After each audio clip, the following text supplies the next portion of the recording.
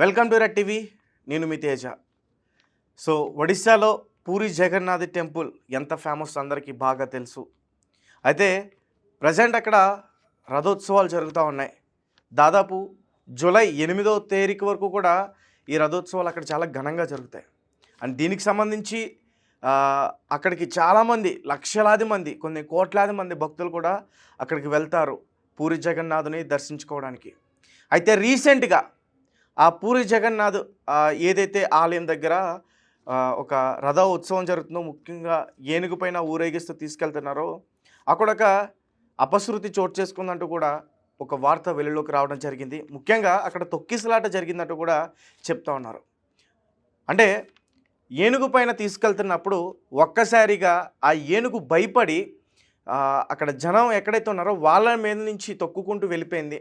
అలాగే మరికొంతమంది ఆ ఏనుగు పరుగు పెట్టడం చూసి అది ఎక్కడ మనల్ని తొక్కేస్తుందన్న భయంతో వాళ్ళు తప్పించుకోవడానికి కింద పడిపోయే జనాల మీద ఇంకొక వేరే జనాలు తప్పించుకోవడానికి వాళ్ళని వాళ్ళు తొక్కుకుంటూ వెళ్ళిపోవటం, ఈ రకంగా ఒక తొక్కిసలాట జరిగిందంటూ కూడా ఒక వార్త వెలుగులోకి రావడం అయితే జరిగింది. అండ్ దానికి సంబంధించిన విజువల్స్ అన్నీ కూడా ఇప్పుడు బయటికి రావడం అయితే జరిగాయి. ఒకసారి మన స్క్రీన్ పైన చూడొచ్చు.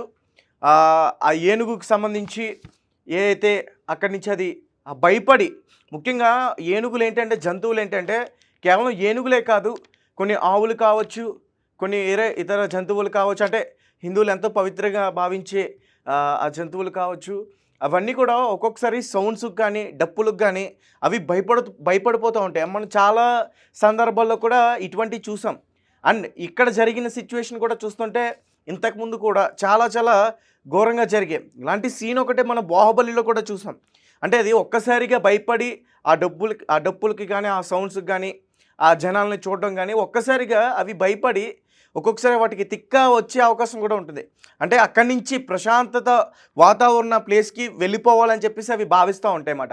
సో ఇక్కడ కూడా అట్లాంటిదే జరిగింది. ఎంతో దాన్ని అద్భుతంగా డెకరేట్ చేశారు. చాలా అద్భుతంగా కనిపిస్తూ ఉంది ఆ ఏనుగు. అక్కడ ఒక్క ఏనుగు కాదు, 3 ఉన్నాయి. అండ్ విజువల్ చూడొచ్చు మనం. ఒక్కసారిగా అక్కడి నుంచి అది భయపడి వెళ్ళిపోతూ ఉంది. అండ్ దాని తర్వాత వేరే ఇంకొక ఏనుగు కూడా దానిలో అక్కడి నుంచి ఒక్కసారిగా పరుగులు తీసింది. అండ్ విజువల్లో మనకి క్లారిటీగా కనిపిస్తుంది. అక్కడ భద్రతగా ఉన్న ఆ కానిస్టేబుల్స్ కూడా ఆ ఏనుగు కాలు కింద పడిపోయేవాడు. ఆయన అదృష్టం బాగుండి ఆయనకి ఏం కాలేదు, ఆయన ప్రాణాలతో బయటపడ్డాడు.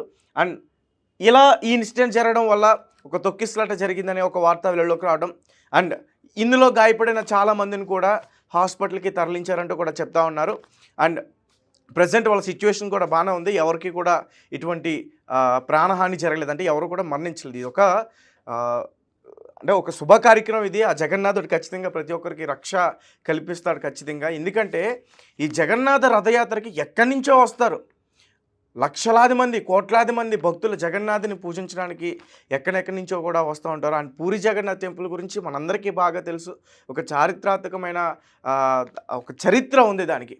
అలాగే మరీ ముఖ్యంగా అలాగే ఇప్పుడు ఈ ఏనుగుల పైన బలరాముని అలాగే సుభద్రని వీళ్ళందరినీ కూడా ఊరేగించుకుంటూ జూలై 8వ తారీఖు వరకు కూడా చాలా ఘనంగా ఈ రథయాత్ర అనేది జరుగుతూ ఉంటుంది. అలాగే రీసెంట్గా అక్కడ సిచ్యువేషన్స్ అన్నీ కూడా చూసుకుంటే, ముఖ్యంగా ఈ భద్రత సంబంధించిన సిచ్యువేషన్ చూసుకుంటే అక్కడ డ్రోన్స్ కావచ్చు, సీసీటీవీ ఫుటేజ్ కావచ్చు, అలాగే ఆ టెక్నాలజీని వాడు కూడా అక్కడ భద్రతలను ఏర్పాటు చేశారంటే అక్కడికి ఎంత మంది ప్రజలు వస్తారనే అంటే అవగాహన ఉందనేది బాగా అర్థమవుతుంది. ఎందుకంటే రీసెంట్గా పహల్గామ్ అటాక్ కావచ్చు, లేకపోతే ఇతర వేరే ఘటనలు కావచ్చు, ముఖ్యంగా ఇటువంటి ఘటనలు ఇలా ఏనుగులు కావచ్చు, లేదంటే భక్తులు కావచ్చు, మన తిరుపతిలో చూస్తున్నాం. అలాగే చాలా ప్రసిద్ధి చెందిన ఆలయాల్లో కూడా ఆ భక్తులు ఒక్కసారిగా రద్దీ పెరిగిపోవడంతో అక్కడ తొక్కిసలాట జరగడం, కొంతమంది ప్రాణాలు కోల్పోవటం, ఇలాంటివన్నీ కూడా ఎక్కువగా జరుగుతూ ఉన్నాయి. సో రీసెంట్గా జరిగిన ఏదైతే పుష్కరాలు ఉన్నాయో వాటిలో కూడా ఇటువంటి ఘటనలు చాలా జరిగాయి. సో వాటన్నిటిని కూడా చూసి ఒక అవగాహనతో ఈ జగన్నాథుని రథయాత్రలో ఈ శుభ కార్యక్రమంలో ఎటువంటి అపశృతి చోటు చేసుకోకూడదు, ఎవరికి కూడా ఎటువంటి ప్రమాదం కాకూడదనే ఒక మంచి నిర్ణయం తీసుకుని దాదాపు 250 డ్రోన్లు పెట్టారు, 250 సీసీటీవీ ఫుటేజ్లు పెట్టి ప్రతిదీ కూడా క్షుణ్ణంగా అక్కడ భద్రతను ఏర్పాటు చేసి ప్రతిదీ కూడా పరిశీలిస్తూ ఉన్నారు. ఎందుకంటే మనం చూసాం పహల్గామ్ అటాక్ అయిన తర్వాత ఇక్కడ కొంతమంది పాకిస్తాన్‌కి సంబంధించిన గూఢచారులు కావచ్చు, అలాగే పాకిస్తాన్‌కి సంబంధించిన స్లీపర్ సెల్స్ కావచ్చు, వీళ్ళందరూ కూడా ఏంటంటే జనసముద్రం ఎక్కువగా ఎక్కడైతే ఉందో అక్కడ దాడులు చేసేందుకు కూడా కొన్ని పన్నాగాలు పన్నుతున్నారు. కాబట్టి వాటి నుంచి మన మన భక్తులకు గాని, మన ప్రజలకి గాని పూర్తిగా భద్రత కల్పించేందుకు ఇలాంటి ఒక భద్రతను అక్కడ ఏర్పాటు చేసిన అదంతా కూడా మనకు కనిపిస్తుంది. కానీ ఈరోజు బయటకు రావడం మాత్రం న్యూస్ ఆ పూరి జగన్నాథుడి ఆలయంలో ఒక తొక్కిసలాట జరిగింది. కొంతమందికి అక్కడ గాయాలైన వాళ్ళందరినీ కూడా ఆసుపత్రికి తరలించారు అనే ఒక వార్త వచ్చింది. అండ్ ఇప్పటివరకు కూడా ఎవ్వరికి ఎటువంటి ప్రాణహాని జరగలేదు. ఆ జగన్నాథుని యొక్క ఆ రక్ష మనకి ఎప్పుడు కూడా ఉంటుంది. అండ్ ఇక్కడ చూడొచ్చు, ఒకసారి నేను మళ్ళీ కూడా చెప్పే ప్రయత్నం చేస్తున్నాను. అక్కడ తొక్కిసలాట ఎందుకు జరిగింది అనేది మాత్రం ఒక ఏనుగు ఆ సౌండ్స్కి కానీ అక్కడ ఆ ప్రజలందరినీ కూడా చూసి భయపడి అది ఒక ప్రశాంతతంగా ఉన్న ప్లేస్కి వెళ్ళిపోవడానికి ప్రయత్నించింది అది. అంతేగాని దానికి ఏదో ఇదైపోయి అక్కడ జనాల మీద దాడి చేసే ప్రయత్నం చేయలేదు. ఆ జనసముద్రం నుంచి తప్పించుకుని ఆ డప్పులో దాని నుంచి తప్పించుకుని అక్కడి నుంచి వెళ్ళిపోవడానికి ప్రయత్నించిందే తప్ప అదేదో వాళ్ళపైన దాడి చేసిన ఘటన అయితే కాదు. అండ్ ఆ ఏనుగు ఒక్కసారిగా అలా ఉరకడం వల్ల ఎవరైనా అది తొక్కుకుంటూ వెళ్ళిపోతుందనే భయంతో అక్కడున్న ప్రజలు ఏంటంటే వాళ్ళు తప్పించుకోవడానికి ఒకరిపైన ఒకరు పడటం, తోచుకోవడం ఇట్లాంటివన్నీ కూడా జరిగాయి. ఆ తోపులాట జరిగినప్పుడు కొంతమంది ప్రజలు కింద పడిపోయారు. అండ్ వారిపై నుంచి ఏనుగు ఏనుగు వెళ్ళింది. కొంతమంది ప్రజలు భయంతో వాళ్ళని తొక్కుకుంటూ వెళ్ళిపోవడం వల్ల ఈ ప్రమాదం అయితే జరిగింది. అండ్ ఒకసారి దీనికి సంబంధించి పూర్తి వివరాలన్నీ కూడా నేను ఒకసారి ఇంకా చెప్పే ప్రయత్నం చేస్తాను. అయితే అక్కడ జరిగిన తొక్కిసలాట్లో గాయపడిన వారిని ఆసుపత్రికి తరలించినట్లు సమాచారం కాగా, ఈ ఘటనకు సంబంధించి వివరాలు ఇంకా తెలియాల్సి ఉంది. ఈ ఘనంగా ఈ పూరి జగన్నాథుని రథయాత్ర ఒడిశాలోని ఎంతో ప్రసిద్ధి చెందిన పూరి జగన్నాథ్ రథయాత్ర ఈరోజు చాలా ఘనంగా అక్కడ ప్రారంభమైంది.